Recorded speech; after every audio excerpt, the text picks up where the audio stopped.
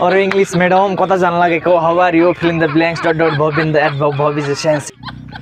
के बोलेको तिमीले? Oh yes, it's good. Good is yes. How are you? Fill in the blanks. Adverb sense. Come on. अरे के बोलिरहेछौ तिमी? यसरी जोड जोडले नबोल न, मेरो लाज हुन्छ के फत्तिरिका। इङ्ग्लिस बोल्न पनि के को लाज म्याडम?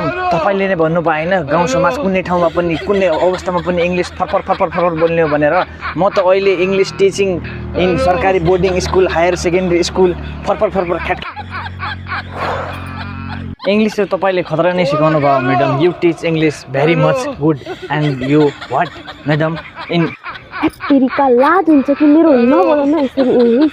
इङ्ग्लिस बोल्नु पनि के को लाज madam? You teach me English दामी in you I miss fish I kiss. एउटा कुरा भन्छु तिमीलाई, मान्छौ बाबु? या madam absolutely talk from this बोगरो एनिथिङ यु से। गाउँतिर म तिम्रो इङ्ग्लिस टिचर हो भनेर कसैलाई नभनिदेऊ बाबु, मलाई सबले मार्छन् फेरि।